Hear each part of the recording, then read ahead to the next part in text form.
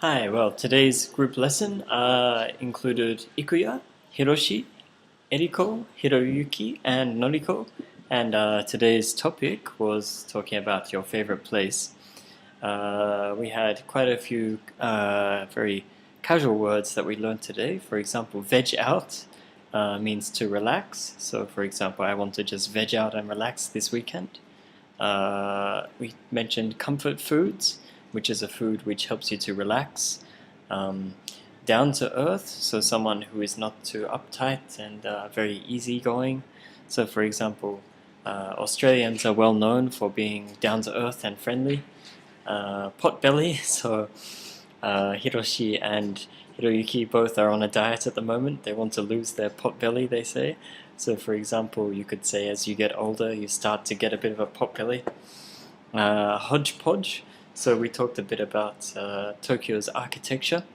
There's many different kinds of buildings which are all next to each other, so there doesn't seem to be one main kind of style. You could say it's a kind of hodgepodge of architecture.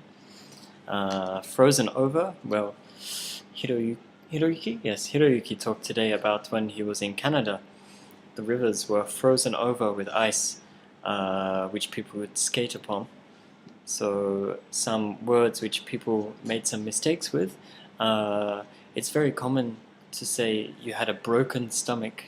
I guess that's direct translation from Japanese, but the correct way I would say that in English is to have an upset stomach. In and on are very easy to get confused. So if you say, I went jogging in the side of the river, sounds a bit strange. Usually we say on the side of the river. Seated cafe. So instead of saying a sitting cafe, I know you say standing cafe, but we say a seated cafe. So be careful about that one. For someone with a face that has very strong features, we don't say they have a strong face. We say they have, yes, strong features is the way to say that. So today I started by asking everyone what was good about their day. So everyone said they had quite a boring day at work today. So I wondered what they did to pass the time. Hiroshi was quite funny. He says he sneaks to the bathroom to have a 15-minute nap every now and then. It's quite amazing for me. He doesn't get caught. Hiroyuki and Ikuya both have jobs related to the fashion industry and advertising, so they said they are able to read magazines or go to department stores or use the internet and say that it's research for work, so that's quite lucky. Eriko says that she doesn't have much free time because she has to make documents at work, and she really doesn't like it, so she fills all her time with editing those documents she has written. Noriko likes to check the internet, but of course many sites are blocked at her work, so she has to use her iPhone underneath her desk or something like that. So favorite places, Ikuya told me that he really likes Milan.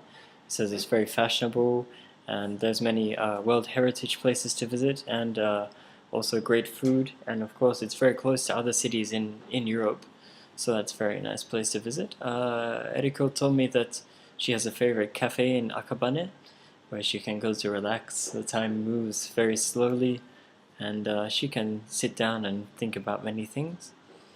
Hiroyuki really likes Ottawa because he said that in the winter, it freezes, the rivers freeze over, and it was amazing. He said many people were ice skating to work, which is a very unique way to get to work. So Hiroyuki said he likes Ottawa, yes. And Noriko's favorite place was also in Italy, like Ikuya. Was in Rome. She says there was a coffee, cafe latte that she had that was there. It's quite expensive, €6, but she can say that it's the best cafe latte in the world, so that seems pretty good. So then we started talking about in Asia who has traveled and how those places compare to Tokyo. So some people have been to Hong Kong and said that it was very organized and laid out in a very direct grid. It's interesting. And Seoul, of course, many people had been to in Korea, and they said it's quite similar to Tokyo, but had a few small differences. Quite noticeably, there's a lot less English signs and English-speaking people, so it could be quite tricky if you have to get around in Seoul and you're not prepared with a phrase book or something. So be careful.